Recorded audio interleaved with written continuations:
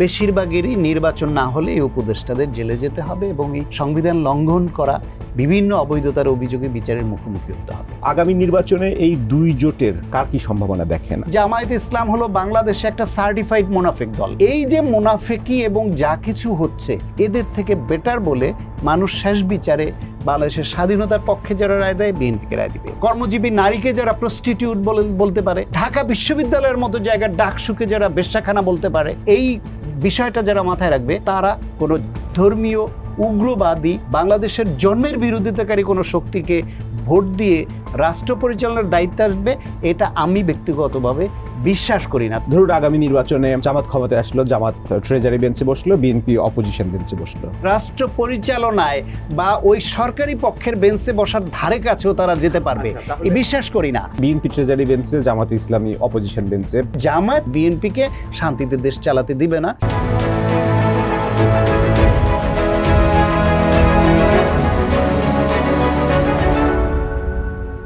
Hello and welcome to R cable presents কেমন সংসদ চাই। আর কাবেল বাংলাদেশের একমাত্র ইউএল এবং ভিডি সার্টিফাইড কেবল, যা A grade LME register copper ক্যাথোডে তৈরি এবং 100% ফ্লেম রিটার্ডেন্ট সম্পন্ন। আর কাবেল, ওয়্যারস উইদাউট ওয়ারিজ। আমাদের সাথে যে আলোচনায় যোগ দিচ্ছেন লেখক ও রাজনৈতিক বিশ্লেষক ডাক্তার সাখাওয়াত হোসেন সায়ন্ত। ডাক্তার সায়ন্ত, আপনাকে আমাদের আলোচনায় স্বাগতম। ধন্যবাদ। আপনি কেমন আছেন? ভালো আছি, আপনি কেমন আছেন? আমরাও ভালো আছি। ভোটের মাস শুরু হয়েছে, আর এক সপ্তাহের কিছু সময় বাকি আছে, তারপরেই জানা যাবে জয় পরাজয় কোন দিকে যাচ্ছে, এবং এই নির্বাচনের মাধ্যমে একটা সংসদ গঠিত হবে। এই নতুন সংসদ নিয়ে, নতুন সংসদের কার্যক্রম নিয়ে অনেক প্রত্যাশারও জন্ম নিয়েছে, কারণ দেশে যে বর্তমান অবস্থা বিরাজ করছে সেটা আপনি রাজনৈতিক বলেন, অর্থনৈতিক বলেন, সব ক্ষেত্রেই সব কিছুকে ঠিকঠাক করতে হবে। তো সেই সব কিছুকে ঠিকঠাক করতে হলে কেমন সংসদ প্রত্যাশা করি আমরা, বা আপনি কেমন সংসদ প্রত্যাশা করেন? ওয়েল, প্রথমে আমি বিএনপির বয়ান দিয়ে আসি। বিএনপি অনেক দিন ধরে বলছে না রাষ্ট্র মেরামত, এবং তারা রাষ্ট্র মেরামতের 31 দফাও প্রকাশ করেছে। সুতরাং রাষ্ট্রটাকে নতুন করে মেরামত করতে হবে। এইটা গণঅভ্যুত্থান পরবর্তী সকল রাজনৈতিক শক্তি, অরাজনৈতিক শক্তি, সুশীল সমাজ, সংবাদ মাধ্যমে যারা আছেন, প্রত্যেকে মনে করেন যে গত স্বাধীনতার পর থেকে বিভিন্ন সময় এই দেশটা বিভিন্নভাবে যে হোঁচট খেয়েছে, এবং ফাইনালি গত 16 বছর ধরে যে ফ্যাসিবাদী কায়দায় দেশ চালানো, তাতে রাষ্ট্রের স্ট্রাকচারটাই উলটপালট করে ফেলা হয়েছে। মুক্তিযুদ্ধের চেতনাকে বাণিজ্যে পরিণত করা হয়েছে, দুর্নীতি, বিভিন্ন প্রতিষ্ঠানকে রাজনীতিকীকরণ করে সমস্ত কিছুকে যে এনগালফ করা, এটা করা হয়েছে। ফলে এটাকে মেরামত ছাড়া এই রাষ্ট্রটাকে সামনে এগিয়ে নিয়ে যাওয়া সম্ভব নয়। সার্বভৌমত্ব যে একটা গর্বের বিষয়, আত্মমর্যাদার একটা গর্বের বিষয়, সেটা আমরা ভুলে গিয়েছিলাম। সুতরাং মেরামত লাগবে। তাহলে সংসদে ওই রকম একটা সংসদ লাগবে, যেই সংসদে যারা যাবেন তারা যেন এই মেরামত করবার সক্ষমতা রাখেন। আইন প্রণয়নে বলেন, যুক্তিতে বলেন, মেধায় বলেন, দেশপ্রেমে বলেন, নিজের ইমেজটা ক্লিন রাখা বলেন, সরকারের বিরোধী থাকলে সরকারের কর্মকাণ্ড তদারকি করা বলেন। অর্থাৎ একটা সংসদটা, যেহেতু এই নতুন সংসদটা বিরোধী দল এবং সরকারি দল গণতন্ত্রের একে অপরের পার্ট, তো আমরা দেখে আসছি এখানে সরকারই সব করে, কিন্তু ডেমোক্রেসিতে তো বিরোধী দলও গুরুত্বপূর্ণ। সরকারের জন্য তারা একটা চেক অ্যান্ড ব্যালেন্সের জন্য তারাই তো মূল কাজটা করবে। সেই ক্ষেত্রে আপনার এই রাষ্ট্রটাকে মেরামত করবার জন্য যেরকম মানুষ দরকার, সেই মানুষরা যেন সংসদে যেতে পারে, যেটা আমি বললাম, ওই রকম সংসদ দেখতে চাই। মানে দুই চাকার বাইসাইকেল যেন এক চাকার বাইসাইকেল না হয়, যেটা অতীতে সবসময় এক চাকা হয়েছে। এবং এক চাকার বাইসাইকেল কোথায় পড়েছে? এক চাকার বাইসাইকেল কোথায় দেখতে পাওয়া যায়? সার্কাসে। সার্কাস ছাড়া তো আর এমনি সার্কাস ছাড়াও দেখেছি আমরা, বাংলাদেশের জাতীয় সংসদে দেখেছি অতীতে এক চাকার বাইসাইকেল দেখেছেন। তাহলে এখন নির্বাচনী প্রচারণার শেষ দিকে চলে আসছে, কেমন নির্বাচন হতে যাচ্ছে সেটার উপরও ডিপেন্ড করছে আসলে আগামী সংসদটা কেমন ফাংশনাল হবে, কেমন নির্বাচন হতে যাচ্ছে। আমি ব্যক্তিগতভাবে গত 1.5 দশক ধরে ফ্যাসিবাদ বিরোধী কার্যক্রমে যুক্ত থেকে, ন্যারেটিভ তৈরি করে, টক শো, সেমিনার, লেখালেখি সমস্তভাবে আমি যেই প্রত্যাশাটা ব্যক্ত করেছি এবং গণঅভ্যুত্থান হওয়ার পরে যেই রকম আশা নিয়ে আকাঙ্ক্ষা নিয়ে অপেক্ষা করছিলাম যে নতুন বাংলাদেশে কেমন সংসদ হলে ভালো হয়, সেইখানে অলরেডি কিছুটা হোঁচট খেয়েছি, কারণ সেরকম খুব আশাবাদী হওয়ার মতো ওরকম অবস্থা দেখছি না। কিন্তু তারপরও আশাহত হওয়ার মতো পজিশন এখনও আসেনি।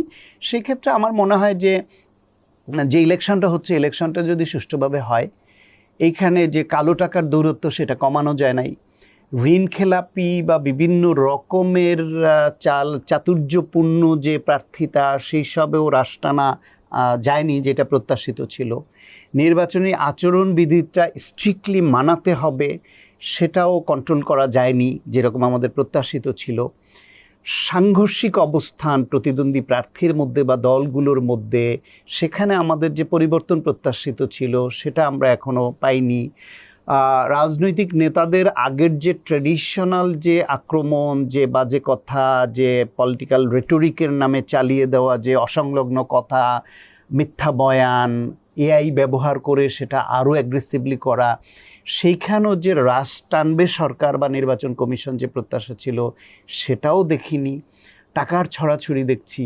সেই বিবেচনায় ধর্মের অপব্যবহার হবে না এটা আমাদের প্রত্যাশিত ছিল, সেটাও আমরা দেখিনি। নির্বাচনে যেই সব অপকৌশলগুলো অতীতে প্রয়োগ হয়েছে তার কোনোটাই তো এই নির্বাচনে আমি বাদ দেখছি না। ফলে যেরকম প্রত্যাশা ছিল যে না, রাষ্ট্র মেরামতের জন্য যেরকম কোয়ালিটির এমপিদের সংসদে দেখতে চাই, যেরকম রাজনৈতিক দল সরকারি এবং বিরোধী উভয় ক্ষেত্রে দেখতে চাই, সেখানে আমি অনেকখানি হোঁচট খেয়েছি, এটা স্বীকার করতে দ্বিধা নেই। কিন্তু তারপরও এখনও মনে করি যদি একটি সুষ্ঠু নির্বাচন হয়, এবং একটা অ্যাচিভমেন্ট বড় হয়েছে সেটা হলো যে নির্বাচনগুলি দলীয় সরকারের অধীনে যে হবে না জাতীয় নির্বাচন, ওটুকু হলেও অনেকে যত কিছুই করুক তারা হয়তো একটু অপশাসন বা দুঃশাসন করার দিকে কখনো কখনো যেতে পারে, না যাওয়া উচিত হবে, কিন্তু ফ্যাসিবাদ হওয়ার দুঃশাসন দেখাবে না। কারণ 5 বছর পরে ভোটটা তত্ত্বাবধায়ক সরকারের অধীনে যখন হবে মানুষ জবাব দিয়ে দিবে, এই ভয়টা কাজ করবে। সেই বিবেচনায় যেরকম প্রত্যাশা ছিল ততখানি অর্জন হয় নাই, কিন্তু তারপরও এখনও আমি আশাবাদী থাকতে চাই যে আসুক না, দেখি। একটা যাত্রা তো শুরু হচ্ছে। এই যে আপনি বললেন প্রত্যাশা এবং বাস্তবতার মধ্যে অনেক গ্যাপ আছে, আবার মূল কথা তো আসলে নির্বাচনী রাজনৈতিক সংস্কৃতি যেটা, সেটার যে একটা গুণগত পরিবর্তন এক্সপেক্ট করা হয়েছিল সেই পরিবর্তনটা আসে নাই। তাহলে সেই পরিবর্তন না আসলে এই যে নেতিবাচক একটা সংস্কৃতি দীর্ঘদিন ধরে গড়ে উঠেছিল এখনো যেটা এই নির্বাচনকে প্রভাবিত করছে, তাহলে এই রাজনীতি আগামী সংসদের উপরে কোনো নেতিবাচক প্রভাব ফেলবে না? ডেফিনেটলি ফেলবে তো। আমি এর আগেও দু একটা আলোচনায় বলেছি যে এইবারের নির্বাচনটা মোটামুটি সুষ্ঠু হবে আমার ধারণা। মূলত এখন মাঠে তো জামায়াতপন্থী বা তাদের জোট এবং বিএনপি এবং তাদের জোট। তো বিএনপি এবার নানান কারণেই অত্যন্ত ধৈর্যের পরিচয় দিচ্ছে। বিএনপি আওয়ামী লীগ যেই ধরনের বা জামায়াত আওয়ামী লীগ যে ধরনের কনফ্লিক্ট বা স্ট্রিট ভায়োলেন্স হতো, এইবার সেটার সম্ভাবনা কম। কারণ জামায়াত অনেকটা নানান সময় প্রভোকেশনের দিকে গেলেও বিএনপি খুবই ধৈর্যের পরিচয় দিয়েছে যে তার বিএনপি কোনোভাবে নির্বাচনটা ভণ্ডুল হোক, নস্যাৎ হয়ে যাক, এটা চায় না বলে অনেক জায়গায় ধৈর্যের পরিচয় দিয়েছে। জামাত কি চায় যে নির্বাচনটা ভণ্ডুল হয়ে যাক? তাদের আচরণ দেখে মনে হয় জামাত এনসিপি নির্বাচনটা আগেই এই সময় চেয়েছিল না, তারা পেছাতে চেয়েছিল, তারা আরও সময় নিতে চেয়েছিল। সেটা না হওয়াতে তারা মনক্ষুণ্ণ, অনেকটা পরিস্থিতিতে পড়ে নির্বাচন করছে। আপনাকে একটু উদাহরণ দিই, দেখেন যে মির্জা আব্বাস হাদি গুলি খাওয়ার পর হসপিটালে যাওয়ার পরে তার সঙ্গে যে আচরণটা করা হয়েছে, আপনি মির্জা আব্বাস, বিএনপি, আওয়ামী লীগ এই ধরনের দল বা তাদের নেতাদের এত ধৈর্য ধারণ করতে কখনো দেখেছেন আপনার এতদিনের সাংবাদিকতার অভিজ্ঞতায়? মির্জা আব্বাসকে নিয়ে তার আসনে এনসিপির একজন নেতা প্রতিদিন সকালে যেইভাবে তার নামে আজে বাজে কথা বলে, তার কর্মীরা যেই ধৈর্য ধারণ করছে, এটা কখনো দেখেছেন? তারেক রহমানকে নিয়ে মিছিলে যে বাজে শব্দ উচ্চারণ করে যা করা হয়েছে, বলা হয়েছে, ছাত্রদল বা বিএনপি সেটা প্রোটেস্ট ওইভাবে করে নাই, ধৈর্যের পরিচয় দিয়েছে খুব পরিকল্পিতভাবে। আপনি আগে কখনো এটা দেখেছেন? ফলে বিএনপি বড় দল হিসেবে একদিকে মনে করে এটা তাদের দায়িত্ব যে অন্যরা প্রভোক করলো সে প্রভোকেশনে পা ফেলবে না। দ্বিতীয় হলো এই সরকার ইন্টারিম সরকারের অধীনে দেশটা ঠিকভাবে চলছে না। একটা নির্বাচিত জনপ্রতিনিধিদের সরকার হলে জনগণ যদি ভুল রায়ও দেয় তাহলে তারা এত খারাপ হবে না। সেই বিবেচনায় গণতন্ত্র উত্তরণটা ঘটুক, আমাদের ভুল ত্রুটি দোষ যা থাকে সেটা সংশোধনের আমরা সময় পাবো, দেশবাসী চাপ প্রয়োগ করতে পারবে, কিন্তু সেটা আসুক। সে কারণে বিএনপি নির্বাচনটা চায় বলে ধৈর্য ধারণ করে আছে, যেটা অন্য শক্তিগুলো করছে না। আমার ধারণা বিএনপি নির্বাচন পর্যন্ত এরকম ধৈর্য ধারণ করেই এটা মোকাবেলা করবে, ইলেকশনটা হওয়ার ফলে খুব বেশি মারামারি কাটাকাটি হবে এটা আমার মনে হয় না। দ্বিতীয় হলো, নির্বাচনটা হলো সেই নির্বাচনে বিজয়ী শক্তি যারা, তারা তো একভাবে এটাকে গ্রহণ করলো, পরাজিত শক্তি যারা, তারা অতীতের মতোই এই নির্বাচনে কারচুপি, ইঞ্জিনিয়ারিং, এইটা এইসব অভিযোগ আনবে। তৃতীয় দৃশ্য দেখবেন সংসদে যাওয়ার পরে, সংসদে যাওয়ার পরও সরকারি দল এবং বিরোধী দল, যেটা একটু আগে আপনি বলছিলেন 2 চাকার সাইকেল হওয়া, সেই 2 চাকার সাইকেলটাও হয়তো আমরা পাবো না, সেখানে হোঁচট খাবে। কিন্তু হোঁচট খেলেও সংসদ বর্জনের রাজনীতি আবার ফিরে আসতে পারে আমার আশঙ্কা তাই। কিন্তু যেহেতু গণ-অভ্যুত্থানে অনেক রক্ত গেছে, অনেক জীবন গেছে, নতুন করে আবার আমাদের জীবন দিয়ে আবার অধিকার রক্ষা করতে হবে, এই জিনিসটার দিকে যাওয়া উচিত হবে না। এই জাতীয় ক্ষতির মুখোমুখি হওয়া, এটা আমাদের যেহেতু এখন জনগণ উপলব্ধি করে, জনগণের ওই পালসটা বুঝে, জনগণের প্রেশারের মুখে হয়তো রাজনৈতিক দলগুলোকে এখন অনেক ভেবেচিন্তে রাজনীতি করতে হবে, ফলে আগের মতো অতটা নগ্নভাবে তারা চাইলেও পারবেন না। আপনি রাজনৈতিক পরিবেশ পরিস্থিতি নিয়ে কথা বলছিলেন, নির্বাচনী আইন কানুন কতটা এনফোর্স করা হচ্ছে কি হচ্ছে না, সে প্রসঙ্গগুলো আপনি তুলেছেন। নির্বাচনের কমিশনের ভূমিকা কেমন দেখছেন? নির্বাচনের কমিশনের ভূমিকা এখনো পর্যন্ত আমি খুব দুর্বল দেখছি। এখনো পর্যন্ত কোনো প্রার্থীর বিরুদ্ধে, কোনো দলের বিরুদ্ধে প্রমাণ থাকার পরেও এমন কোনো শাস্তিমূলক ব্যবস্থা নিয়েছে যেটা নির্বাচনী মাঠে একটা কড়া বার্তা দেয়, একটা দৃঢ়তার বার্তা দেয়, সেটা কিন্তু দেখিনি। আপনি পোস্টাল ব্যালটের নিয়ে যে বিতর্কটা উঠলো, এবং এটা তো প্রমাণিত যে ভিডিও আছে, একাধিক দেশে এটা ওপেন হলো, এটা শিবিরের হাতে, জামাতের হাতে চলে গেল, সে অভিযোগগুলো উঠলো, আমরা কোনো ব্যবস্থা নিতে দেখলাম না, বা সেটাকে গুটিয়ে নতুন করে করবে সে উদ্যোগও দেখলাম না। ঢাকা শহরে voter shifting, thousands of voter একটা বিশেষ দলের শিফটিং হয়ে আসছে। অনেকটা নির্বাচনে যেরকম এক এক প্রার্থী যেরকম মাসলম্যান ভাড়া করে, গুন্ডা বাহিনী ভাড়া করে, তারা দেখেছে টাকা দিয়ে অন্য থেকে ওই মাস্তান ভাড়া করার থেকে নিজের দলের কর্মীদেরকে ভাড়া করে এনে ভোটার বানিয়ে এইখানে নিয়ে আসি, এরা আমার ভাড়া করা বাহিনী হিসেবে আমার পক্ষে রিলিজিয়াসলি কাজ করবে নির্বাচনের সময় বা বিভিন্ন এতে, সেভাবে করেছে। এটা তো অনৈতিক।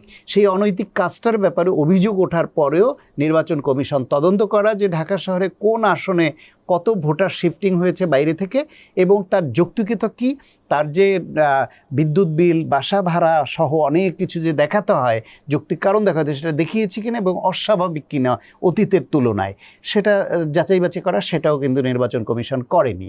এমনকি বিভিন্ন প্রার্থীদের বেলায় এই ঋণখেলাপি বা বিভিন্ন ইস্যু নিয়েও তারা সব কিছুই আদালতের উপর ছেড়ে দিয়েছে, আর নিজেরা কোথাও কোথাও ছাড় দিয়েছে।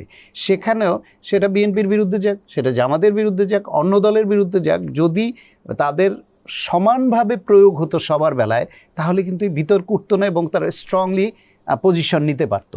এখন এই যে দোদুল্যমান হওয়ায় একবার কোনো একটা সিদ্ধান্তে জামাত নাশকোশক হইলে এক ধাক্কা দেয় যে বিএনপির পক্ষে করছো, আবার বিএনপি আবার কোনো একটা ইস্যুতে জামাতের পক্ষে করছে, তারা একটা ধাক্কা দেয় জামাতের পক্ষে করছো, কিন্তু তারা যে কোনো পক্ষ নিচ্ছে না এই ইমেজটা দাঁড় করাতে পারেনি। ফলে তারা একটা দুর্বল, নমনীয় একটা নির্বাচন কমিশন হিসেবে নিজেদেরকে পরিচিত করেছে এতদিন।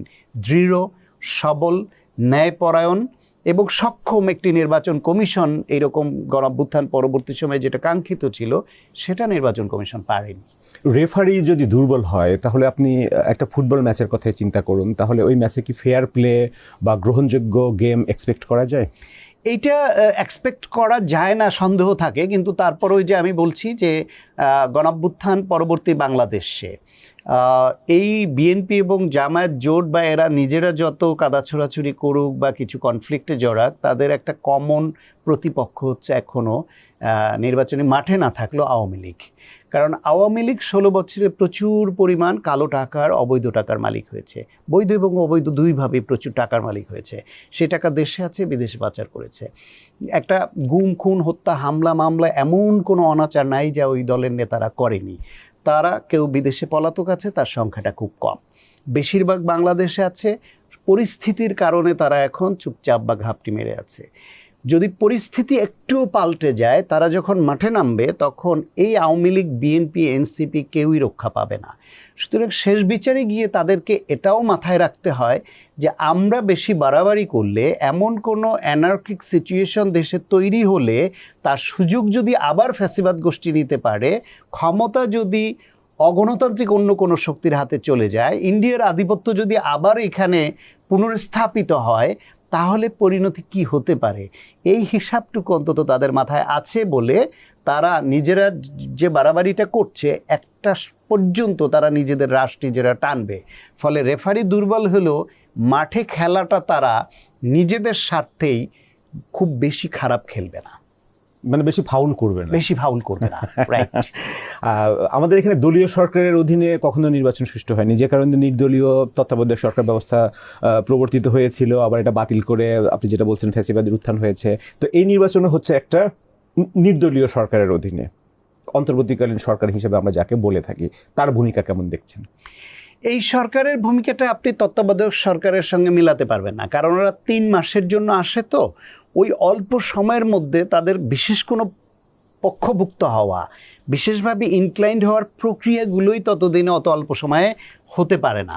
ফলে তারা এত কাজ, নির্বাচন পরিচালনার মতো দায়িত্ব 3 মাসে করতে হবে, জাতীয় নির্বাচন, এবং তাদের কোনো দিকে ইনক্লাইন্ড, এটা প্রকাশিত হয়ে পড়লে নির্বাচনটা ভণ্ডুল হতে পারে, নানান বিষয় আসতে পারে। সেই সব বিবেচনায় সেই নির্বাচনের সময়ে তত্ত্বাবধায়ক সরকারের যে ভূমিকা এবং যে পথটা, এই সরকার 1.5 বছর ধরে থাকায় এদের পথটা একটু ভিন্ন। এরা অলরেডি বিভিন্ন ইস্যুতে বিভিন্ন প্রতিপক্ষ বানিয়েছে। কোনো ক্ষেত্রে রাজনৈতিক প্রতিপক্ষ হয়েছে, অরাজনৈতিক প্রতিপক্ষ হয়েছে, কখনো সংবাদ মাধ্যম তাদের উপরে নানানভাবে তাদেরকে প্রশ্ন করেছে, সংবাদ মাধ্যমের কোনো অংশকে প্রতিপক্ষ বানিয়েছে। ফলে এই সরকার ঠিক ট্রুলি একটা নির্দলীয় তত্ত্বাবধায়ক সরকার, নির্বাচনের জন্য যেই আদল থাকে, এরা সেই আদলেই নাই। ফলে এদের কোনো না কোনো পক্ষে ইনক্লাইন্ড হওয়া, কোনো না কোনো দিকে একটু ঝুঁকে পড়ার নজির ইতিমধ্যে তৈরি হয়েছে। কিন্তু তারপরও আবার আগের কথায় ফিরে যাই, এই সরকারের জন্য খুব বড় ঝুঁকি আছে যদি নির্বাচনটা ঠিকভাবে না হয়। এই সরকার যা কিছু করছে এটা আধা সাংবিধানিক, আধা অসাংবিধানিক। আধা আধা তো কিছু চলে না। যদি সাংবিধানিকভাবে কেউ অপরাধও করে, সংবিধানের মধ্যে থাকে, তাকে সংবিধান লঙ্ঘনের অবৈধতার দিকে তাকে নেওয়া যায় না। আবার যদি খুব ভালো কাজ করেছে কিন্তু সংবিধান পরিপন্থী হয়েছে, সেটা কিন্তু সাংবিধানিকভাবে অবৈধই। ফলে এই সরকার কিন্তু বেসিক্যালি একটা নির্বাচিত সরকার আসলে জাতীয় সংসদে তাহারা যাহা কিছুই করিয়া থাকুক না কেন, সকল কিছু বৈধ বলিয়া পরিগণিত হইবে, একটা লাইন লাগবে না? ওই লাইনটা কে দিতে পারে? এই লাইনটা একটা নির্বাচিত সংসদ দিতে পারে, অন্য কোনো শক্তি দিতে পারে না। ফলে এদেরকে সেফ এক্সিট খুঁজতে হলে একটা সংসদের মাধ্যমেই যেতে হবে, এবং সেটা হলো একটা নির্বাচনের দিয়েই সম্ভব। নির্বাচন যদি কোনো কারণে ভণ্ডুল হয়, কোনো কারণে না হয়, তাহলে যে গোলযোগ তৈরি হবে, সেই গোলযোগের সময় ক্ষমতা অন্য কোনো শক্তির হাতে যাবে, তাহলে নির্বাচন হলো না। তাহলে এদের এই যে যা কিছুই করুক না কেন, তার বৈধতা দেওয়ার সার্টিফিকেট তো তারা পেল না, তাহলে অবৈধতার অভিযোগে তারা কি সেফ এক্সিট বলে কিছু থাকবে না? কেউ কেউ বিদেশি শক্তির প্রভাবে উড়াল দিতেও পারেন, 2-4 জন বড়জোর, যাদের ওই রকম ইন্টারন্যাশনাল অ্যাকসেপ্টেন্সি বা ওই রকম বলয় আছে। বেশিরভাগেরই নির্বাচন না হলে এই উপদেষ্টাদের জেলে যেতে হবে এবং এই সংবিধান লঙ্ঘন করা বিভিন্ন অবৈধতার অভিযোগে বিচারের মুখোমুখি হতে হবে, রিয়ালিটি। সুতরাং নির্বাচনটা এই সরকারের উপদেষ্টাদের জন্য, সরকারের বিভিন্ন যে স্টেট অ্যাপারেটাস, সব গোটা সরকার, তাদের জন্য দরকার, রাজনৈতিক দলগুলোর জন্য দরকার। এখানে সবার স্বার্থ জড়িত। সে কারণে বলছি, যা কিছুই ঘটুক না কেন, খুব বেশি ফাউল কোনো পক্ষ এখানে করতে গেলে নিজের বিপদ নিজে ডেকে আসবে, এটা যেহেতু জানে, নিজের পেটটা সবাই বাঁচাতে চায় শেষ পর্যন্ত। সরকারের কাছে কোনটা বেশি গুরুত্বপূর্ণ আপনার কাছে মনে হচ্ছে তার কর্মকাণ্ড দেখে, জাতীয় সংসদ নির্বাচন নাকি গণভোট? সরকারের কাছে প্রায়োরিটি মনে হচ্ছে গণভোট। এক অদ্ভুত ব্যাপার, এই গণভোট আপনি কতটুকু বুঝেন জানি না, আমি এখন ওই 4টা ক্লোজ যখন পড়ি, প্রথম ক্লোজ পড়ার পরে এই প্রতিষ্ঠান এইভাবে ঐকমত্য কমিশনে, সংস্কার কমিশনে দেওয়া প্রস্তাব অনুসারে সংবিধান সংশোধন হবে, ওই প্রস্তাব কি ছিল আপনার? তাহলে এখানে এই কমিশনটা কিভাবে গঠিত হবে, নির্বাচন কমিশনটা কিভাবে হবে, আচ্ছা আমার এইখানে প্রস্তাবক কারা কারা হবে, আমার তো মনে নেই। আমার আবার ঘুরে গিয়ে ওটা পড়তে হয় যে আচ্ছা কি সিদ্ধান্ত হয়েছিল দেখি তো।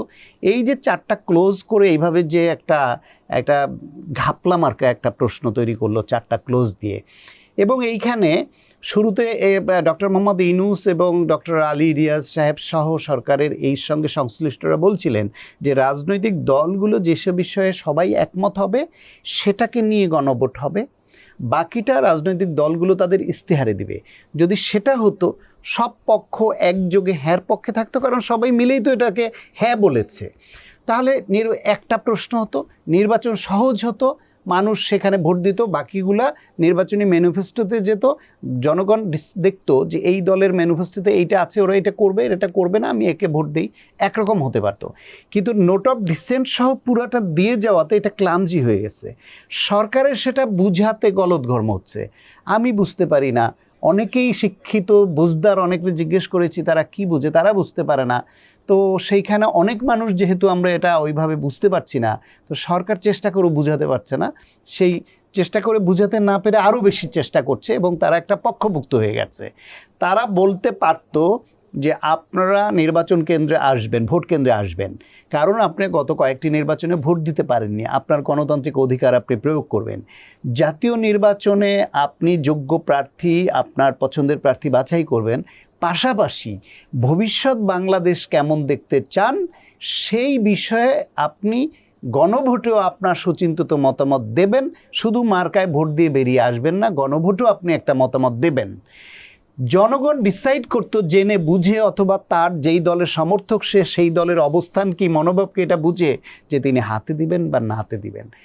সরকারকে এইখানে বলে দেওয়া যে তোমাকে হাতে দিতে হবে, এবং সরকারি কর্মকর্তা, স্কুল কলেজের শিক্ষক তাদের দিয়ে হার পক্ষে প্রচারণা চালিয়েছে। এটা একটা অন্যায় হয়েছে, অপরাধ হয়েছে। এই ক্ষেত্রে তারা উদাহরণ, তাদের পক্ষে যারা বয়ান তৈরি করে তারা এই কথা বলেন যে জিয়াউর রহমানের সময় হানা ভোট হয়েছে, জিয়াউর রহমান তো হার পক্ষে ছিল।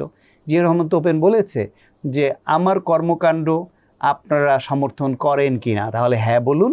তো সে নিজের পক্ষে নিজে হ্যাঁ চেয়েছে, প্রার্থী সে নিজে নিজেকে সে ব্যালট পেপারে তুলে ধরেছে। হ্যাঁ, যারা তারা চায় না তারা না বলে দিবে, শেষ।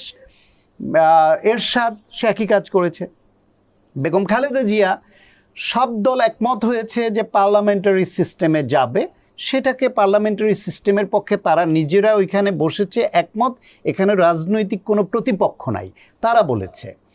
এমনকি আপনার দেশের ব্রেক্সিটের কথা ধরেন, বিভিন্ন, সেখানে তো গণভোট আর জাতীয় নির্বাচন একসঙ্গে হয়নি, এইখানে গণভোট এবং জাতীয় নির্বাচন একসঙ্গে হয়েছে। এখন আপনি যদি গণভোটে হ্যাঁর পক্ষে থাকেন, জাতীয় নির্বাচনের যেই দল নায়ের পক্ষে থাকবে, তাহলে সরকার তার প্রতিপক্ষ হয়ে গেল না? জনগণ কি বুঝবে যে এই দল নায়ের পক্ষে, সরকার হ্যাঁর পক্ষে, তার মানে সরকার এই দলের পক্ষে না, সরকার একটা দলের পক্ষ ইনডিরেক্টলি নিয়ে নিল না। ফলে হ্যাঁ না কোন পক্ষে এটা বলার সরকারকে তারা কেন বলবে? তারা যে সংস্কারের পক্ষে সেটা তো তাদের এতদিনের কর্মকাণ্ড, তাদের প্রচারণা সব কিছুতে মানুষ জানেই, কিন্তু তাদেরকে কেন, মানে জনগণকে কেন তাদেরকে ফোর্স করতে হবে, বলতে হবে যে আপনি হ্যাঁতে ভোট দিবেন দেশ বাঁচাতে চাইলে? শেষ পর্যন্ত নির্বাচন কমিশন একটা সার্কুলার ইস্যু করে বারণ করেছে যে যারা ভোটের দায়িত্বে নিয়োজিত আছেন, সরকারি কর্মকর্তা কর্মচারী, প্রজাতন্ত্রের কর্মকর্তা কর্মকর্তাদের কোনো পক্ষ নেওয়া যাবে না। এটা তো সবসময়ই থাকে, কোনো পক্ষ নেওয়া যাবে না। এটা হচ্ছে, তারা বলছে এটা শাস্তিযোগ্য অপরাধ।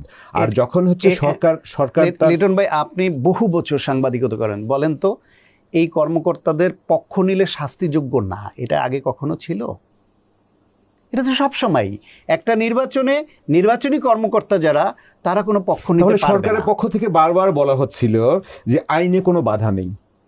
না, বলছে যে সরকারের পক্ষ থেকে হ্যাঁ বা নায়ের পক্ষে প্রচারণা চালাতে আইনি বাধা নেই, ওইটা বলছে, ওইটা এখনো বলছে। সরকারি কর্মকর্তা কর্মচারীদের প্রচারণা চালাতে আইনি কোনো বাধা নেই, এটা অধ্যাপক আলী রিয়াজ সাহেব একাধিক জায়গায় তার বক্তব্যে বলেছেন।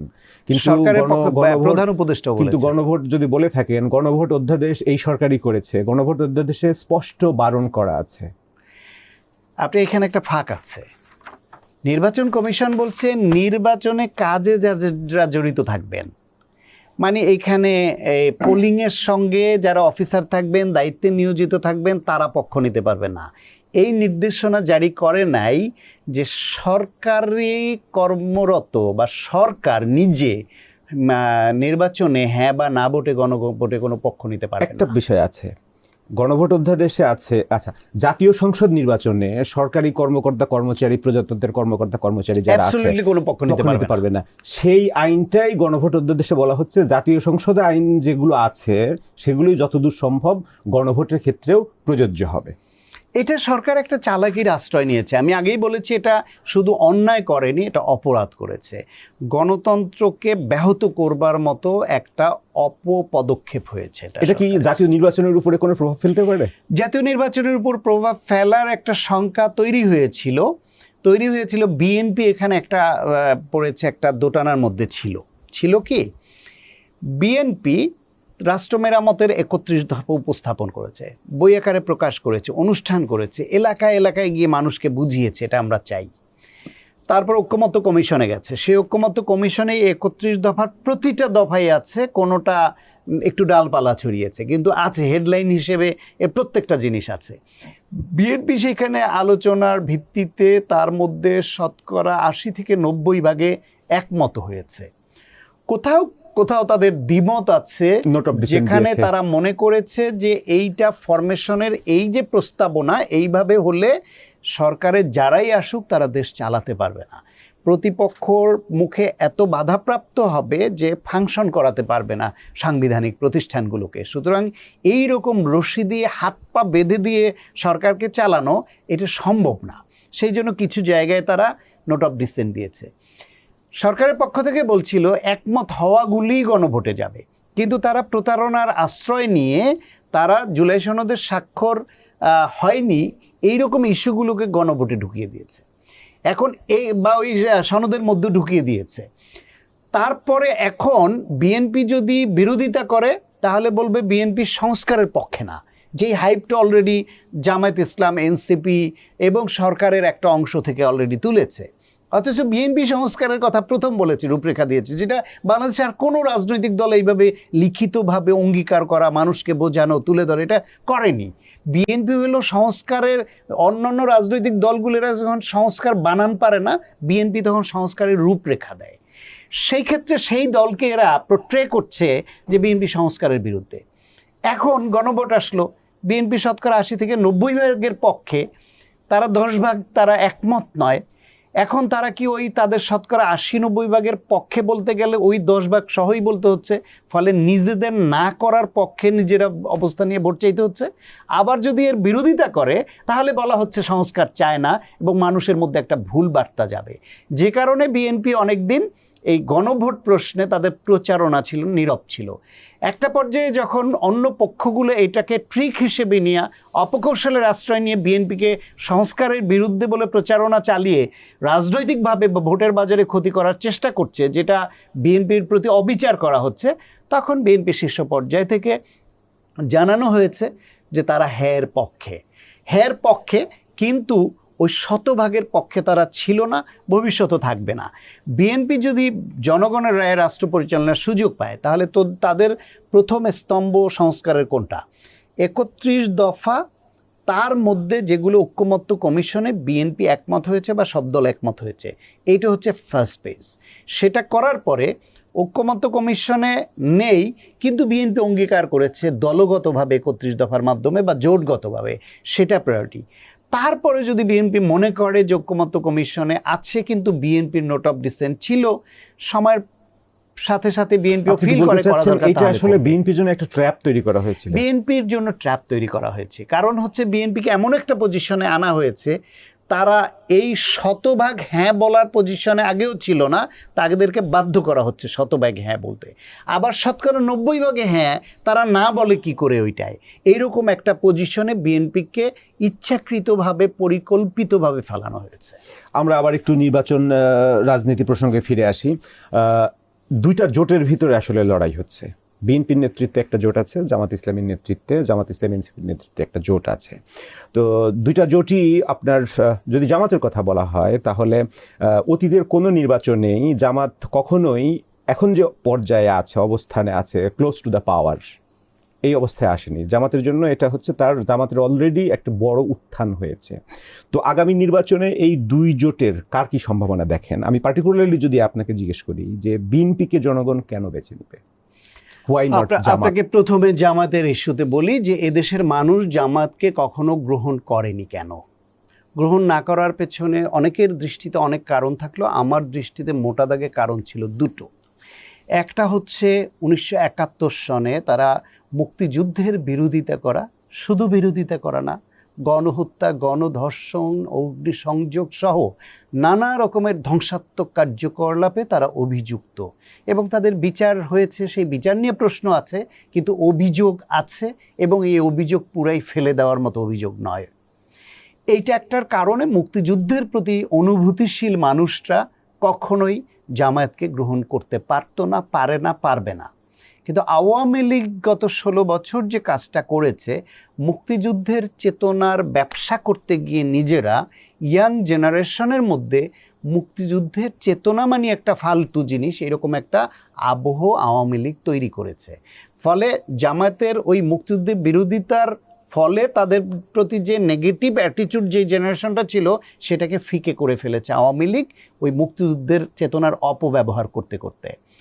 এইটার আবার পাল্টা ন্যারেটিভটা যে বিএনপি বা অন্য দল তারা যে মুক্তিযুদ্ধের পক্ষে করে এই জেনারেশনকে সঠিক ধারণাটা দিবে, সেটাও বিএনপি করতে ব্যর্থ হয়েছে। কারণ বিএনপির সঙ্গে জামাত দীর্ঘদিন জোটে থাকায়, জোট সঙ্গী থাকায়, মুক্তিযুদ্ধের পক্ষের দল হওয়া সত্ত্বেও, স্বাধীনতার ঘোষকের গড়া দল হওয়া সত্ত্বেও তারা ওই ন্যারেটিভটা খুব সিনসিয়ারলি করেনি বা করতে পারেনি। গণঅভ্যুত্থান পরবর্তী সময়েও খুব যত্নের সঙ্গে এটা করেনি বা পারেনি। দ্বিতীয় যেটা, সেটা হচ্ছে ধর্মের অপব্যবহার এবং নারীর স্বাধীনতা। এই ক্ষেত্র জামায়াত ইসলাম গ্রহণযোগ্য পর্যায়ে ছিল না, এখনও নাই। কারণ তারা দেখেন সাম্প্রতিককালে জামাতের নেতা ঢাকা বিশ্ববিদ্যালয়ের ডাকসুকে বলল যে ওইটা একটা বাজে শব্দ দিয়ে বলল যে বেশ্যাখানা ছিল। উচ্চারণযোগ্য না এরকম বাজে শব্দ জামাতের নেতারা মিডিয়ায় করতে পারেন, সেটা ভাইরাল হতে পারে, সেটা নিয়ে প্রতিবাদ হলো। তারপরে জামায়াতের আমির আল জাজিরার সঙ্গে যে সাক্ষাৎকার দিলেন, সেই সাক্ষাৎকারে নারী নেতৃত্ব নিয়ে তার যে বক্তব্য, সেটা দলের নীতিগত যে অবস্থান, এটা কোনোভাবেই উইমেন ফ্রেন্ডলি না, নারীর স্বাধীনতার পক্ষে যায় না, নারীর প্রগতিশীলতার পক্ষে যায় না, নারীর অগ্রগতির পক্ষে যায় না। তার আগে নারীর কর্মঘণ্টা কমিয়ে আনতে চেয়েছেন তিনি, 5 ঘন্টায় নামিয়ে আনবেন বলেছেন। ফলে নারীর প্রশ্নে তাদের যে দৃষ্টিভঙ্গি, এগুলো তো এস্টাবলিশড। তারপর দেখেন একটা জাতীয় নির্বাচনে তারা সংস্কার বলে অজ্ঞান হয়ে যায়, তাদেরকে স্যালাইন দিয়ে জ্ঞান ফেরাতে হয়, এরকম অবস্থা তৈরি হয় অজ্ঞান এই সংস্কার জিকির তুলতে তুলতে। অর্থ ঐকমত্য কমিশন বা এই সংস্কারের প্রশ্নেই কিন্তু তারা সব দলকে 5% অন্তত নারীর প্রার্থী দিবে, এটা বলেছে না? সেইখানে কিন্তু নোট অফ ডিসেন্ট কিন্তু জামাতের ছিল, এটা কিন্তু আলোচনায় আসছে না। আবার এই নির্বাচনে এসে তারা এই সংস্কারটা তারা আবার মানতে রাজি না, একজন নারী সদস্যকেও তারা এমপি নমিনেশন দেয় নাই। এমনকি উল্টা আরও কি ক্ষতি করেছে নারীদের দেখেন, যে জামায়াত ইসলামের সঙ্গে এনসিপি জোটে যাওয়াতে এনসিপি কিন্তু তরুণদের একটা প্রগতিশীল, একটা নতুন বয়ানে, নতুন বন্দোবস্তের দল হিসেবে আমরা ভাবতে শুরু করেছিলাম। তারা নির্বাচনীর লাভ এবং লোভে পড়ে জামায়াতের জোটে যাওয়ার পরে তাদের যে প্রমিজিং, রাইজিং, কমিটমেন্ট নিয়ে এগিয়ে যাওয়া যে নারী নেতৃত্ব তৈরি হচ্ছিল, তারা হোঁচট খেয়ে গেল। তারা কেউ দল ত্যাগ করলেন, কেউ দলে আছেন নামকস্তে, কর্মসূচি কার্যক্রমে নাই, নির্বাচনী কাজে নাই, এবং তারা নিষ্ক্রিয় করে নিয়েছে নিজেদেরকে। এই যে নেতৃত্ব, এরা তো একসময় বাংলাদেশে এমপি মন্ত্রী হতে পারতো, বাংলাদেশকে লিড দিতে পারতো নারীদের স্বাধীনতার ক্ষেত্রে। সেইটা কেন করলো না এনসিপি? কারণ হচ্ছে জামায়াত যেখানে নারী নেতৃত্ব মানে না, নারী এমপি দিলে তার পেছনে যে তাদের কর্মীরা ভোট চাবে, তার নারীর পেছনে থাকবে, এটা তারা মানতে পারে না। এনসিপির কাউকে প্রার্থী করলে, এনসিপি তো ভোটের বাজারে নির্ভর করছে প্রচারণায় জামাতের উপরে, জামাত তো এনসিপির নারী নেত্রীর জন্য করবে না, সুতরাং এনসিপি ইচ্ছা থাকলেও দিতে পারলো না, অথবা এনসিপির মধ্যে লুকিয়ে থাকা যে গুপ্ত জামাত শিবির গোষ্ঠী তারা দিতে দিল না। ফলে নারীর যে উত্থানটা, তাদের যে অধিকার সচেতন হওয়া, তাদের এমপাওয়ার্ড হওয়া, সেইটা সাংঘাতিকভাবে হোঁচট খেলো। কিন্তু তারপর এইখানেও আবার মোনাফেকি করছে। আমি এর আগে অনেক দু একটা জায়গায় বলেছি, জামায়াত ইসলাম হলো বাংলাদেশে একটা সার্টিফাইড মোনাফেক দল। সার্টিফাইড কেন বলছি? এই সার্টিফিকেট দেওয়ার আমিও কেউ না, আপনিও কেউ না, কেউ কিছু না, কিন্তু তারপরেও কিছু মানুষের কথাকে আমরা গুরুত্ব অনেক সময় দেই, কাছের লোকরা যখন বলে। জামায়াত ইসলামে জোটে আসার আগে এনসিপির নেতারা বলছে জামায়াত হচ্ছে ধর্মীয় ফ্যাসিবাদ এবং মোনাফেকের দল। এনসিপির নেতারা বলছে, আপনি ইউটিউবে সার্চ দেন, পত্রিকা গুগলে গিয়ে সার্চ দেন, এরকম অনেক কিছু পাবেন আপনি। আবার 11 দলীয় জোট হওয়ার আগে, এখন তো 11 দলীয় নাই, আবার ইসলামী আন্দোলন বাংলাদেশ বেরিয়ে গেল, তারা এই জোটে ছিল, আবার একটা এসেছে, এখন 11 হয়েছে। তো ইসলামী আন্দোলন বাংলাদেশ বের হয়ে যাওয়ার পর তার মুফতি ফয়জুল করিম সাহেব বললেন জামায়াত ইসলাম একটা মোনাফেকের দল। কারণ কি? তারা যা বলে, যা অন্তরে পোষণ করে তা বলে না, যা বলে তা করে না। তারা একদিকে বলে ইসলামী আইন চায়, আল্লাহর আইন চায়, দেশের মানুষের কাছে গিয়া ধর্মের ভেস্তের টিকিট বিক্রি করে এবং বলে শরিয়া আইন করবে, ইসলামী রাষ্ট্র শাসন ব্যবস্থা কায়েম করবে। আর যখন খ্রিস্টান সম্প্রদায়ের নেতাদের সঙ্গে বসে, বিদেশিদের সঙ্গে বসে, তখন না প্রচলিত আইন ভালো আছে, আমরা শরিয়া আইন করব না। এটা বলছে মোনাফিকি। তারা জনগণের কাছে বার্তা দিচ্ছে একরকম, আর এক জায়গায়। এই মোনাফিকের আর একটা জিনিস যুক্ত হয়েছে তাদের সঙ্গে। দেখেন, তারা বলে, আল জাজিরার ইন্টারভিউতে বলেছে, এমনিতে বলছে তারা নারী নেতৃত্ব তারা মানে না, এবং তাদের দলীয় স্ট্রাকচারে তাদের গঠনতন্ত্র এটা নাই, তারা মানে না। তাদের নারী সংগঠনের প্রধান, দ্বিতীয় প্রধান, তাদেরকে দিয়েও বলাচ্ছে এই দলে নারী নেতৃত্ব গ্রহণযোগ্য নয়, এটা জেনেই আমরা রাজনীতি করি। তো ওরা করতে পারে, তাদের ব্রেন ওয়াশ করেছে জামাত যে কোনোভাবে পেরেছে, কিন্তু সমগ্র নারীদের জন্য তো এটা মানা বাধ্যতামূলক নয়। কিন্তু যারা বলছে নারী নেতৃত্ব মানে না, এই জামায়াত ইসলাম কি বেগম খালেদা জিয়া যখন প্রধানমন্ত্রী, তার নেতৃত্ব, ওই ক্যাবিনেটে তার নেতৃত্ব মেনে রাষ্ট্র চালানোতে মন্ত্রী হয়নি? এই জামায়াত ইসলাম যখন বিএনপি নেত্রী বেগম খালেদা জিয়ার নেতৃত্বে জোট ছিল, সেই জোটের প্রধান বেগম খালেদা জিয়া, তার নেতৃত্বে রাজনীতি করেছে না? একটা দলের প্রধান অনেক দল এক হয়ে জোট হলে সেই জোটের প্রধান সে, তাহলে জোটের প্রধান নারী, সেই জোটে থেকে জোটের রাজনীতি করেছেন এরা। ফলে নারীর নেতৃত্ব মেনে তো তারা রাজনীতি করেছে। আর নারী নেতৃত্ব আপনি মানবেন না, নারী প্রতিষ্ঠানের প্রধান হতে পারবে না, এর গণ্ডি কতটুকু? আপনার এই প্রতিষ্ঠানের প্রধান যদি নারী হয়, তার আন্ডারে যত পুরুষরা থাকবে, তাহলে নারীর নেতৃত্বে প্রতিষ্ঠানটা চলছে, আপনি এটা মানবেন না? তার মানে নারীরা কোনো প্রতিষ্ঠানের প্রধান হবে না। আর একটু রাজনীতিতে ধরেন, একটা জেলা পরিষদ বা একটা সংসদীয় আসন, একটা এমপি, নারী এমপি হবে না?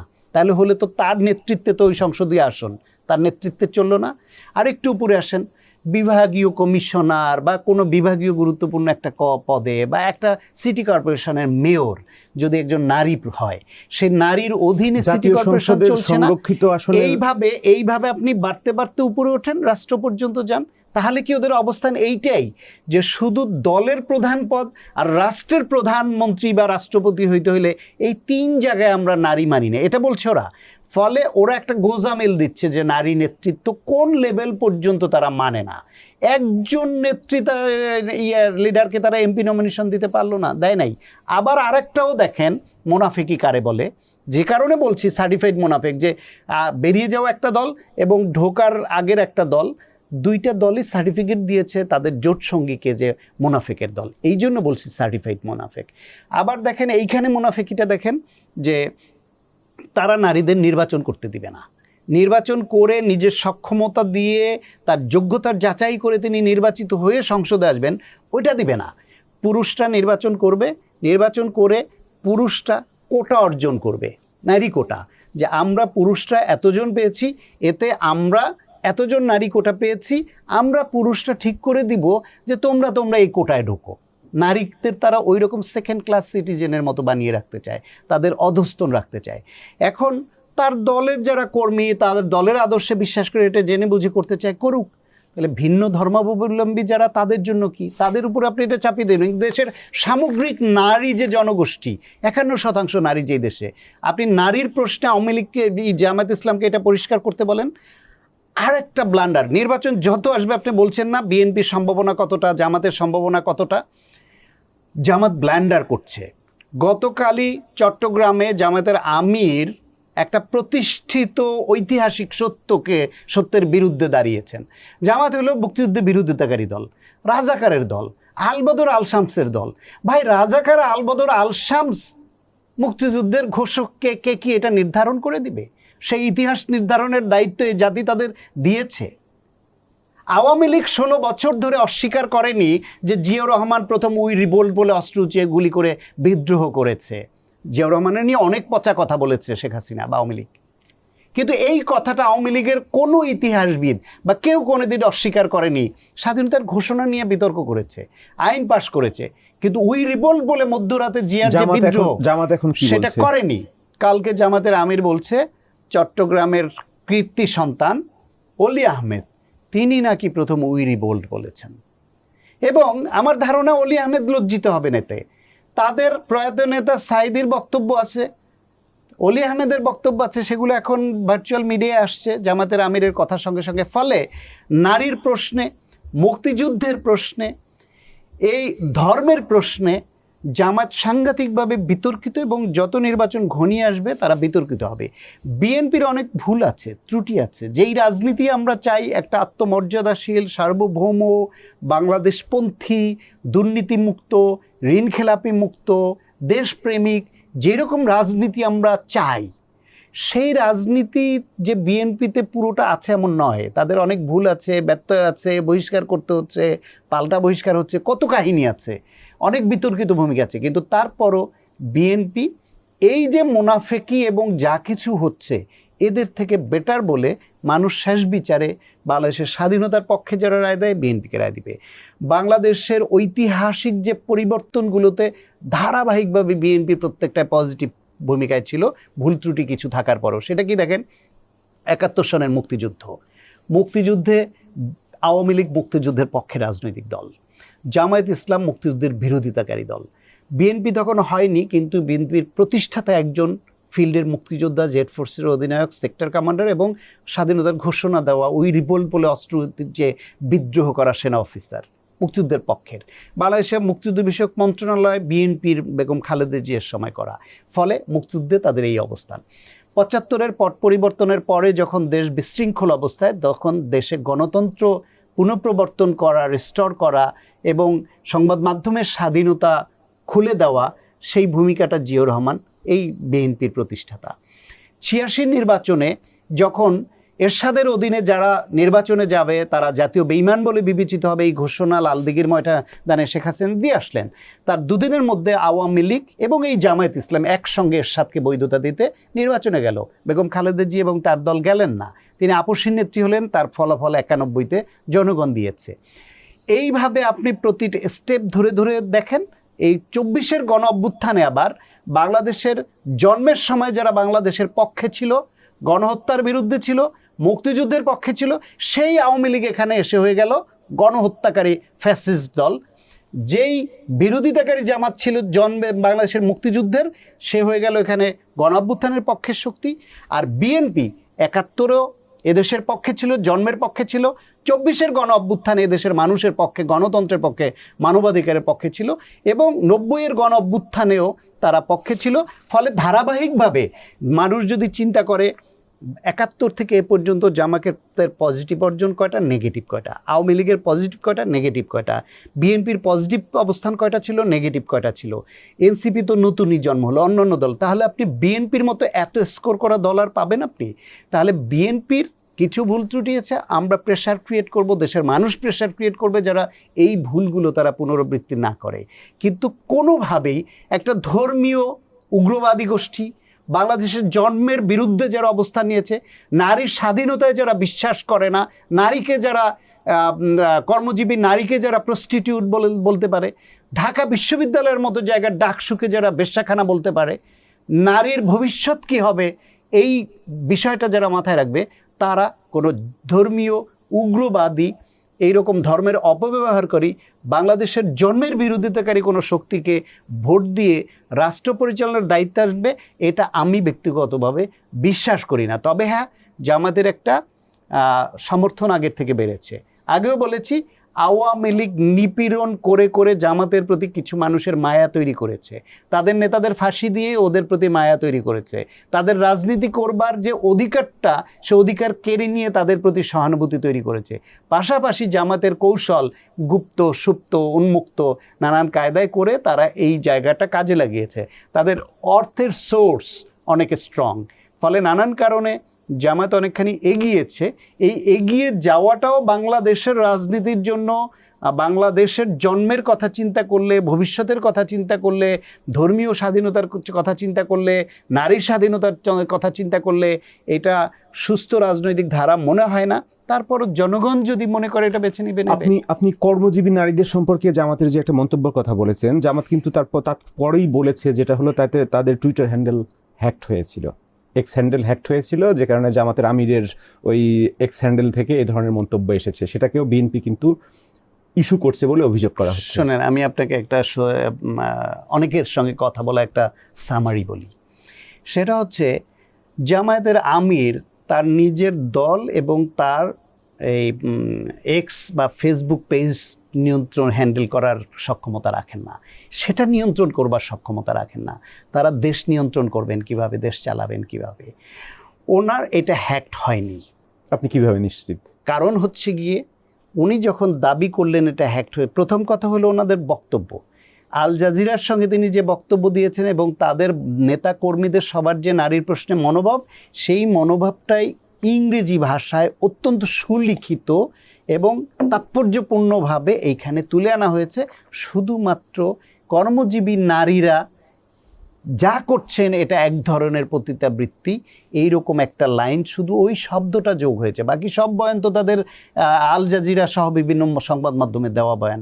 এখন এই শব্দটা কি হয়েছে, হয়তো যাদের দিনে তিনি এটা পরিচালনা করেন তাদের মধ্যে কেউ, জামায়াতুল ইসলাম যেহেতু মনোভাবী এটা, তাদের নারীর প্রশ্নের নীতিগত অবস্থান এইটা, তিনি নিজ দায়িত্বে এটা দিয়ে দিয়েছেন। জামায়াতের আমির শব্দ দেখার সময় রাখেন না। তারেক রহমান বা দলের প্রধানেরা কি প্রত্যেকটা স্ট্যাটাস নিজে পড়ে দেওয়া সম্ভব? এটা তারা দিয়েছে। তারপরে হচ্ছে গিয়ে নিজেদের মধ্যে ইন্টারনাল গ্রুপিং আছে। জামায়াতে গ্রুপিং কম, কিন্তু তারপরও স্বার্থের দ্বন্দ্ব তো নাই এমন নয় যে কারা বুয়েটপন্থী, কারা ঢাকা বিশ্ববিদ্যালয়পন্থী, কাদের গ্রিপে আমির চলে গেল, এসব বয়ান তো আসছে এখন তাদের ভেতর থেকেই শুনছি আমরা। ফলে এইটা একটা এটা দিয়েছে। দ্বিতীয় হলো গিয়া, তারা যখন দেখলো যে এটা দেশের নারী সমাজ এবং নারীর স্বাধীনতার পক্ষের শক্তি ক্ষুব্ধ হচ্ছে এবং রাজনৈতিক প্রতিপক্ষ এটাকে হাতিয়ার হিসেবে ব্যবহার করছে ভোটের বাজারে, তখন তারা এখান থেকে সরে গেছে যে হ্যাকড হয়েছে। হ্যাকড হলে হয় কি, আমরাও তো বিভিন্ন পেজ চালাই, 2 ফ্যাক্টর অথেন্টিকেশন বলে একটা কথা আছে এখন, এটা সিকিউরড। আর যদি আপনার এই ভেরিফাইড পেজ হয় বা এরকম, সেটা তো আরও সিকিউরড। সেই ক্ষেত্রে যে কেউ অন্য কোনো সেট থেকে, অন্য কোনো ডিভাইস থেকে যদি আপনার আমার কোনো কিছু এরকম ঢোকার চেষ্টা করে, তখন কিন্তু সঙ্গে সঙ্গে অন্তত 2টা জায়গায় অ্যালার্ট আসে। আপনার মোবাইলে একটা মেসেজ আসবে, আপনি যে মেল ব্যবহার করে ওইটা খুলেছেন সেই মেলে একটা মেল যাবে যে তোমার এটা অন্য কেউ অন্য ডিভাইস থেকে খোলার চেষ্টা করছে, এটা কি তুমি? এইটার অ্যান্সারটা আপনাকে দিতে হয়। তারপরেও দ্রুততার সঙ্গে আপনি দেখেন নাই, খেয়াল করেন নাই, অ্যান্সার দেওয়ার আগেই খুব এক্সপার্ট গ্রুপ হ্যাক করেছে, সেটা হতে পারে। তাহলে এতদিন ধরে কিন্তু এই প্রশ্নর সামনে আসছে যে আপনার এটা যে হ্যাকড হয়েছিল, তাহলে আপনার মেলে এবং আপনার মোবাইলে যে মেসেজ আসছে, এই মেসেজ 2টা আপনারা আমাদের দেখান, তার টাইমিংটা বলেন এবং হ্যাকড হয়েছে কখন, আপনি হ্যাকড হয়েছে এটা স্বীকার করেছেন কখন, এবং ওই মেসেজের বা ইমেলের টাইমটা কখন, মিলিয়ে দেন, সোজা হয়ে যায়। সেটা কি খোলাসা করেছে জামায়াত ইসলাম? করেনি, করতে পারবেও না। আমি দায়িত্ব নিয়ে বলছি, দৃঢ়তার সঙ্গে বলছি, এই বিষয়ে বিশেষজ্ঞ যারা তাদের অনেকের সঙ্গে কথা বলে আমার এটা উপলব্ধি হয়েছে, জামাতের এটা হ্যাকড হয়নি, এটা তারাই করেছে, যে কারণে ওই অল্প পরিমাণ শাক দিয়ে বড় মাছ ঢাকতে গেছে, কিন্তু মাছের অবয়ব ঠিকই জনগণ বুঝে ফেলছে যে এটার এই শাকের নিচে মাছ আছে। তারা এই হ্যাকটা হইলো তাদের এখন এই পাতলা শাকের লেয়ার দিতে চেষ্টা করেছে, আসলে হ্যাক হয়নি, এটা জনগণ জানে বোঝে। আমরা আলোচনার শেষ পর্যায়ে চলে আসছি। আপনার কাছে ছোট ছোট করে কয়েকটা বিষয় জানতে চাইবো। আমরা এই আলোচনাতে একটু হাইপোথেটিক্যাল কথাবার্তা বলে থাকি। হাইপোথেটিক্যালে যাওয়ার আগে আমি একটা বিষয় আপনার কাছে জানতে চাইবো, এই নির্বাচনে আওয়ামী লীগ নাই, আওয়ামী লীগের কিছু ফলোয়ার ভোটাররা আছে, তারা কি এই নির্বাচনের ফলাফলে কোনো প্রভাব ফেলতে পারে কিনা তাদের ভোটগুলো? ডেফিনেটলি প্রভাব ফেলতে পারে। তাদেরকে উইন করার জন্য কোন পার্টির কি পলিসি? ডেফিনেটলি প্রভাব ফেলতে পারে এবং ফেলবে। আওয়ামী লীগের ভোটার এবার কয়েক ভাগে ভাগ হয়ে যাবে। একটা ভাগ হচ্ছে যারা নেতা, অনেকে পালিয়ে আছে, তারা তো ভোট দিতে আসবে না, বাইরে থাকুক দেশে থাকুক তারা পালিয়ে আছে। যারা পালিয়ে নেই, প্রকাশ্যে আছে কিন্তু পদধারী নেতা অথবা ডেডিকেটেড, তারা কোনো না কোনো উসিলায় ওই দিন নিজেদের মতো থাকবে, ভোট দিতে আসবে না। এই পার্সেন্টেজ আমার ধারণা 5 থেকে 7% বা 10% মতো হয়ে যেতে পারে যারা ভোট কেন্দ্রে আসবে না। এর পরের একটা গ্রুপ আছে, তারা দলীয় কর্মী, আদর্শ ধারণ করে কিন্তু অতটা ঝুঁকি নেওয়া বা অত ডেডিকেশন নিয়ে থাকাও অতটা ওই রকম চিন্তা করে না। তারা চিন্তা করবে যে আওয়ামী লীগ যখন আবার রাজনীতিতে আবার যখন পুনর্বহাল হয়, রাজনীতি করে, তখন আমার দল, তখন দেখা যাবে। কিন্তু এখন তো আমাদের টিকে থাকতে হবে, ব্যবসা বাণিজ্য করতে হবে, চাকরি করতে হবে, সমাজে মিলেমিশে চলতে হবে। সুতরাং যে আছে এর মধ্যে একজনকে আমরা বেছে নিয়ে ভোট দিই, তারা গিয়ে ভোটটা দিবে। এখন এই যে ভোট দেওয়া দিতে যারা যাবে, তাদের আর একটা গ্রুপ আছে, খুব দলীয় না, এরকম না, সাধারণ সমর্থক, আওয়ামী লীগকে কোনো কারণে ভোট দিত, তারা মুখ ফিরিয়ে নিবে গণহত্যার কারণে, ফ্যাসিবাদী আচরণ, পতিত শক্তির সেই জন্য। কিন্তু ওই যে আওয়ামী লীগের কর্মী বা আদর্শ ধারণ করে কিন্তু ভোট দিতে যাবে, এই যে মাঝের যে গ্রুপটা বললাম, এরা কয়েকটা জিনিস চিন্তা করবে। একটা, কেউ কেউ চিন্তা করবে লোকালি সে যেই আসনে আছে ওই আসনে জেতার সম্ভাবনা কার বেশি, পাওয়ার কার বেশি, কে ডিস্টার্ব করলে তার জন্য ওই এলাকায় থাকা, নির্বিঘ্নে থাকাটা তাদের জন্য ভালো কে, বিএনপি নাকি তারা জামাত? না, তারা চিন্তা করবে লোকালি ওই প্রার্থীকে ভোট দেওয়ার। কিন্তু বেশিরভাগ ক্ষেত্রে যেটা চিন্তা করবে সেটা হলো যে বিএনপি অথবা জামাত একটা জোটকে আমি বেছে নিব বা একটা দলকে বেছে নিব। সেই ক্ষেত্রে আমি বিশ্বাস করি যে আওয়ামী লীগের অনেকে নেতারা তাদের স্বার্থে মুক্তিযুদ্ধের চেতনাকে বাণিজ্যে পরিণত করে এটাকে পচিয়ে ফেললেও এই দলের অসংখ্য সমর্থক আছে যারা সত্যি সত্যি মুক্তিযুদ্ধের চেতনা নিজের ভেতরে ধারণ করে, মুক্তিযুদ্ধের চেতনার পক্ষে। মুক্তিযুদ্ধের চেতনার পক্ষে থাকা একজন মানুষ, সে মুক্তিযুদ্ধে গণহত্যাকারী এবং মুক্তিযুদ্ধের বিরোধিতাকারী কোনো শক্তির প্রতীকে কেন্দ্রে গিয়ে ভোট দিবে, সিল মারবে, এইটা অসম্ভব, এইটা হবে না। ফলে একটা গ্রুপ আপনার হয়ে গেল যে যারা বিএনপিকে দিবে অথবা অন্য কোনো প্রার্থীকে দিবে, জামাতের প্রার্থী বা তাদের পক্ষের প্রার্থীকে ভোট দিবে না, এইটা। আর একটা গ্রুপ হলো তারা মনে করবে যে নারীর স্বাধীনতা যে আলোচনাটা এতক্ষণ আমরা করলাম, সেইখানে জামাতের পজিশন কি। আওয়ামী লীগ যারা করে তারা অন্তত নারীর স্বাধীনতার প্রশ্নে বিএনপির অবস্থানকে জামাতের তুলনামূলকভাবে যৌক্তিক মনে করবে। দেশের সার্বভৌমত্ব এবং আত্মমর্যাদা রক্ষার প্রশ্নে তারা বিএনপিকে বেটার মনে করবে। জামাত যদি ক্ষমতায় আসে তাহলে বাংলাদেশে ধর্মীয় পরিস্থিতি কি হবে, ধর্মীয় সংখ্যালঘুদের অবস্থান কি হবে, নারীদের অবস্থান কি হবে, ইন্ডিয়া বাংলাদেশ রিলেশনশিপ কি হবে, বাংলাদেশ পাকিস্তান রিলেশনশিপ কি হবে, ৭১কে মাথায় ধারণ করে কৌশল নিয়ে দেশ চালাবে নাকি ৭১ পূর্ববর্তী চেতনা মাথায় রেখে, নাকি ৭১ পরবর্তী চেতনা মাথায় রেখে দেশ চালাবে, এই বিবেচনাগুলো মাথায় নিলে আওয়ামী লীগের মধ্যে খুবই ক্ষুদ্র একটা অংশ যারা লোকালি সেফ থাকার জন্য যেখানে জামাত শক্তিশালী তাদের ভোট দিলেও মেজরিটি অংশ জামাতের বাক্সে ভোট দিবেন। আমি হাইপোথেটিক্যাল কোশ্চেনটা করেই ফেলি, আপনি অনেক কিছু বলে ফেলেছেন সেই প্রশ্নের। ধরুন আগামী নির্বাচনে জামাত ক্ষমতায় আসলো, জামাত ট্রেজারি বেঞ্চে বসলো, বিএনপি অপোজিশন বেঞ্চে বসলো, পার্লামেন্টটা কেমন হবে? প্রথম কথা হলো আমি হাইপোথেটিক্যালি এটা ধরতে রাজি না। এই ছাত্র জীবনে ওই যে অঙ্ক করার সময় অনেক ধরেছি ভাই, ওই ধরাধরি পাটিগণিতের খাতায় আমি ধরতে রাজি না। কারণ বাংলাদেশে জামায়াত যতটুকু এখন পজিশন নিয়েছে আওয়ামী লীগের ভুলের জন্য এবং তাদের অনুপস্থিতির সুযোগে এটুকু নিয়েছে। বাংলাদেশে এখন একটু এগিয়েছে, তার মানে এই নয় যে রাষ্ট্র পরিচালনায় বা ওই সরকারি পক্ষের বেঞ্চে বসার ধারে কাছেও তারা যেতে পারবে, তাহলে বিশ্বাস করি না। ভবিষ্যতে যদি বাংলাদেশে আওয়ামী লীগের যারা অপরাধ করেছেন তাদের বিচার হওয়ার পরে নিরপরাধ আওয়ামী লীগ যখন আবার রাজনীতি করবার সুযোগ পাবে, তখন জামায়াত ইসলাম আবার সেই 3 নাম্বার 4 নাম্বারের দলই থাকবে। উল্টা প্রশ্নটা যদি করি, বিএনপি ট্রেজারি বেঞ্চে, জামাতে ইসলামী অপোজিশন বেঞ্চে, পার্লামেন্টটা কেমন হবে? এইবার এটার সম্ভাবনা আছে, কারণ হচ্ছে জামায়াত ছাড়া তৃতীয় কোনো দল দেখি না আমরা।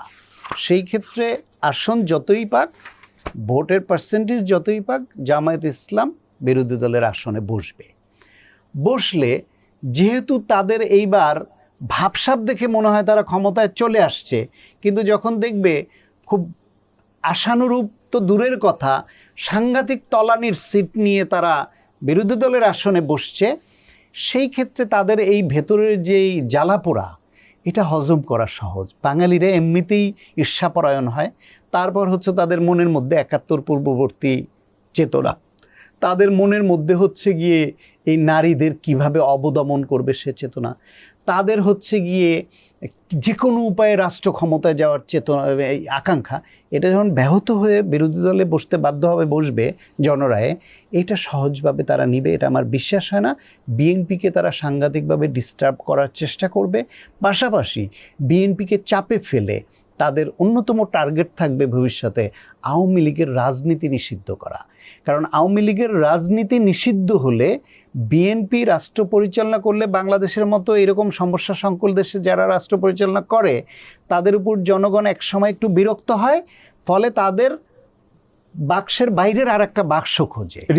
বাংলাদেশে, হ্যাঁ, বাংলাদেশের সেই বাক্সটা হয় আওয়ামী লীগের বিরুদ্ধে বিএনপি, বিএনপির বিরুদ্ধে আওয়ামী লীগ, এটা হয়ে আসছে। যখন এই দুইটা বাক্সের মধ্যে একটা বাক্সকে মিসিং করে দেওয়া হয়, তখন বিএনপির উপর বিরক্ত গ্রুপটা বিকল্প বাক্স হিসেবে জামায়াত ছাড়ার বাক্স পাবে না, কারণ তৃতীয় রাজনৈতিক শক্তির উত্থানে দেশে হয় নাই, যেটা এনসিপি হতে পারতো, যেটা হয়নি। ফলে জামায়াত সেই ইকুয়েশন মাথায় রেখে বিএনপিকে শান্তিতে দেশ চালাতে দিবে না। বিএনপির তাদের রাজনৈতিক বুদ্ধিমত্তা, তাদের অতীত অভিজ্ঞতা এবং ভবিষ্যৎ দেশপ্রেম, সার্বভৌমত্বের প্রতি আনুগত্য, স্বাধীনতার প্রতি আনুগত্য নিয়ে তারা কি রাজনীতি করে তার উপর ডিপেন্ড করবে জামাতের ভবিষ্যতে উত্থান হবে নাকি ছিটকে পড়বে। ডাক্তার সাখাওয়াত হোসেন শান্ত, আমাদের আলোচনায় অংশ নেওয়ার জন্য আপনাকে ধন্যবাদ। আপনি ভালো থাকবেন, সুস্থ থাকবেন, নিরাপদে থাকবেন। আশা করি নির্বাচনের আগে বা পরে আবারও আপনার সঙ্গে আমাদের কথা হবে। আপনাকে অনেক ধন্যবাদ, অনেক কথা বলার সুযোগ দিয়েছেন। আমি আমার মনের কথা মন খুলে বলেছি, এটার আমার যুক্তি আমি তুলে ধরেছি। যুক্তি হয়তো অনেকের সঙ্গে না মিলতে পারে, সেই গণতন্ত্রে আমি বিশ্বাস করি যে তারাও তাদের মত দিবেন। নিশ্চয়ই আপনার সঙ্গে আবার কথা হবে এবং ভবিষ্যতে আজকে যা বললাম মিলিয়েও দেখব যে আমি যা বলি তার কতটুকু হয়। ধন্যবাদ আপনাকে। ডিয়ার ভিউয়ার্স, আমাদের সাথে থাকার জন্য আপনাদের ধন্যবাদ। আপনারা ভালো থাকবেন, সুস্থ থাকবেন, নিরাপদে থাকবেন।